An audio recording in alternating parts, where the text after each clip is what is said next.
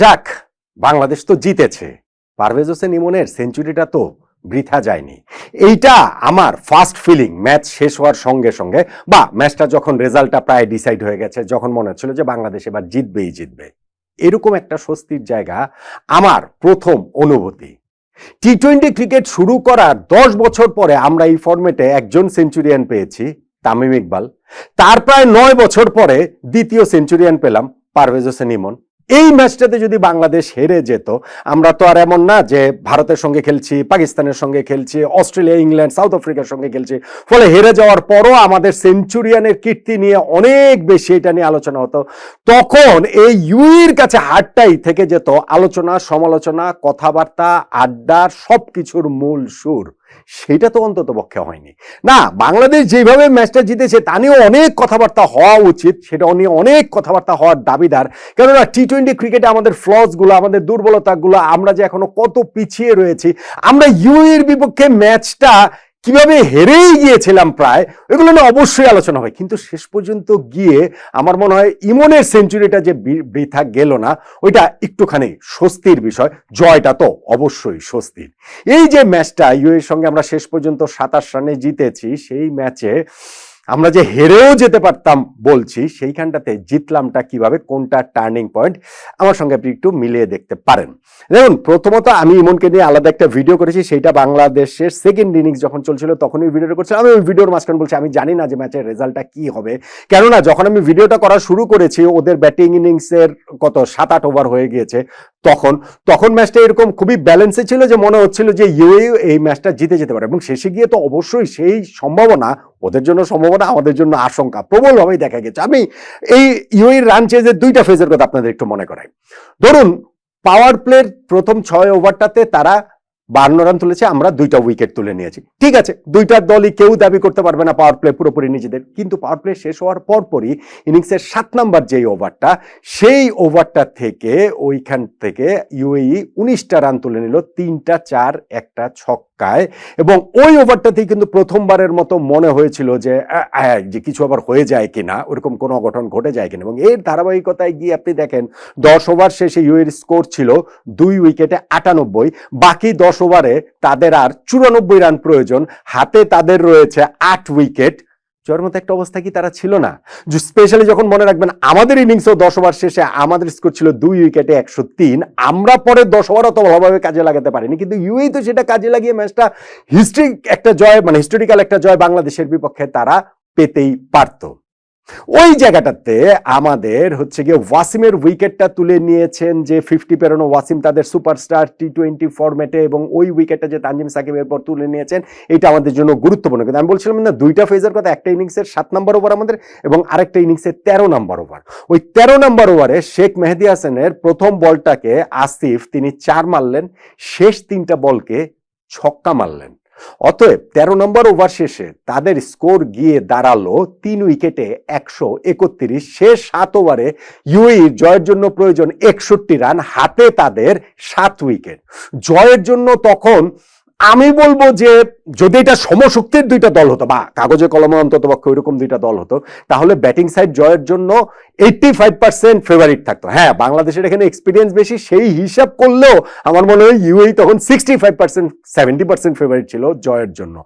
ওই অবস্থা থেকে বাংলাদেশ দারুণ একটা কামব্যাক করেছে। আপনি যদি ক্রিকেটেও পার্সপেক্টিভ দেখেন কিভাবে দারুণ কামব্যাকটা করলো, ওই যে 7th ওভারে হচ্ছে গিয়ে 3টা 4, একটা ছক্কা যিনি মেরেছিলেন, 19টা রান নিয়েছিলেন। আমি যেটাকে বলছি যে এই তাদের জয়ের অবস্থায় নিয়ে আসার ক্ষেত্রে প্রথম গুরুত্বপূর্ণ ঘটনা, সেই রাহুলের উইকেটটা এইখানটাতে তুলে নিলেন হচ্ছে গিয়ে তানজিম হাসান সাকিব। শুধুমাত্র তুলে নিলেন না, ওই ওভারটাতে তিনি মাত্র 1টা রান দিলেন।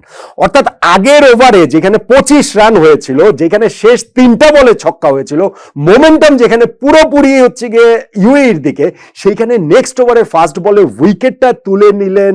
শুধু আমরা একটা উইকেটে তুলে নিই নাই, একটা সেট ব্যাটসম্যানের উইকেট তুলে নিই নাই, আমরা মাত্র 1 রান দিয়েছি তানজিম সাকিবের। ওইটা আসলে খুবই গুরুত্বপূর্ণ ওভার ছিল। ফলে ওই ওভারটা শেষে যেটা 7 ওভারে প্রয়োজন 61 রান হাতে 7 উইকেট নিয়ে, সেটা 6 ওভারে প্রয়োজন 60 রান হাতে 6 উইকেট নিয়ে আপনার কাছে মনে হতে পারে যে খুব ডিফারেন্স মেক করেনি, কিন্তু ডিফারেন্স মেক করেছে, মোমেন্টাম শিফট করার ক্ষেত্রে মেক করেছে।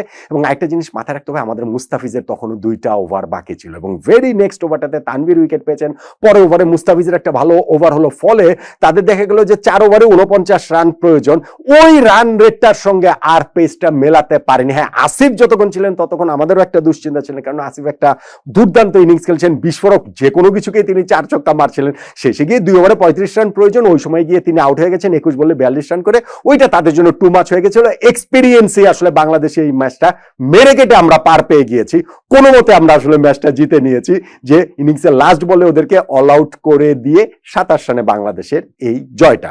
টার্নিং পয়েন্টের আলোচনাতে যখন আপনি আমাদের প্রথম ইনিংসটা দেখবেন, আমাদের ব্যাটিং ইনিংসটা দেখবেন, সেইখানে কিন্তু পারভেজ ওমনের ওই ইনিংসটার কথা আমি বলছিলাম যে তার ইনিংসটা বৃথা যায়নি। অ্যাটলিস্ট হচ্ছে গিয়ে তিনি উইনিং টিমের মেম্বার, সেঞ্চুরি করার পর টি-20তে যদি পরাজিত দলে থাকেন, বাংলাদেশের মতো দলের হয়ে এইরকম ইউএর মতো দলের বিপক্ষে এরকম একটা কীর্তিদন্য সেঞ্চুরির পর, সেটা আসলে খুবই ট্র্যাজিক হতো। এবং সেই ট্র্যাজিক হওয়ার আয়োজনটা সেকেন্ড ইনিংসে বলছিলাম যে তার বোলাররা, ফিল্ডাররা সেটা করছিলেন, প্রথম ইনিংসে তার অন্যান্য ব্যাটসম্যানরাও সেই আয়োজনটা প্রায় করে ফেলছেন। বাংলাদেশ কিন্তু বাকিরা অন্যান্যরা জঘন্য ব্যাটিং করেছে ভাই, আমরা 191 রান করেছি, সেই জায়গাটাতে বাংলাদেশের পারভেজ হোসেন ইমনের একাই তিনি সেঞ্চুরি করেছেন, 100 করেছেন। সেকেন্ড হাইয়েস্ট কন্ট্রিবিউটর বাংলাদেশের ইনিংসে হচ্ছে গিয়ে এক্সট্রা থেকে আমরা 21 রান পেয়েছি। ব্যাটসম্যানদের মধ্যে সেকেন্ড হাইয়েস্ট কন্ট্রিবিউটর হচ্ছে গিয়ে তাওহিদ হৃদয়, তিনি 20 রান করেছেন। অন্য সব ব্যাটসম্যানরা মোটা দাগে ব্যর্থ হয়েছেন। আমাদের এইখানটাতে যখন আমরা 11 সাজিয়েছি, আমরা দেখেছি যে সৌম্য সরকার নেই, সারপ্রাইজিং লেগেছে আমার কাছে। আমি দেখেছি যে নাজমুল হোসেন শান্ত নেই, সেইটা আবার সারপ্রাইজিং লাগেনি, বরং শান্তকে কেন রাখা হয়েছে স্কোয়াডে সেইটাই সারপ্রাইজিং। সো এই জায়গাটা থেকে যখন আমরা টসের আগে ব্যাটিং করতে নেমেছি, আমাদের তানজিদ তামিম তিনি আরো একটা সুযোগ পেয়ে আরো একবার ব্যর্থ হলেন, 10 রান করে আউট হলেন। লিটন কুমার দাস, তার ভালো শুরুটা খুব জরুরি ছিল ক্যাপ্টেন হিসেবে ব্যাটে রান পাওয়াটা, সেইটা তিনি পাননি, 11 রান করে তিনি আউট হয়েছেন 1 বলে। তবে আমার কাছে মনে হচ্ছে লিটন একটু আনলাকি, কারণ ওইটা এলবিডব্লিউ প্রবাবলি ছিল না, কিন্তু এই সিরিজটাতে যেহেতু হচ্ছে গিয়ে ডিআরএস নেই, সো ওই জায়গাটা থেকে লিটনকে আম্পায়ার আউট ঘোষণা করেছেন, তিনি আউট হয়ে গিয়েছেন। এরপরে পারভেজ ইমনের সঙ্গে একটা পার্টনারশিপ হয়েছে হচ্ছে গিয়ে 50+ রানে তাওহিদ হৃদয়ের, ওই জায়গাটাতেই বাংলাদেশের ইনিংসে, ব্যাটিং ইনিংসে সবচেয়ে কমফোর্টেবল জায়গাটা লাগছিল। আমরা 10 ওভার শেষে 2 উইকেটে 103 রানে পৌঁছে গেছি, ফলে 200+ বাংলাদেশের স্কোরটা হবেই হবে, সেটা ধরে নেওয়া খুবই স্বাভাবিক ছিল। ইমন এক পাশ থেকে খুবই ভালো ব্যাটিং করছিলেন, 28 বলে তিনি 50 করেছেন, এবং শেষ দিকে গিয়ে অন্যান্য ব্যাটসম্যানরা কন্ট্রিবিউট করতে না পারলেও তিনি এক সাইড থেকে কন্ট্রিবিউট করেই গিয়েছেন। আমি ফার্স্ট ওই ব্যাটসম্যানদের কথা বললাম, হৃদয় 20 রানে আউট হয়েছেন, তারপরে শেখ মাহিদিকে 5-এ নামানো হয়েছে, ওই এক্সপেরিমেন্ট ফেল করেছে।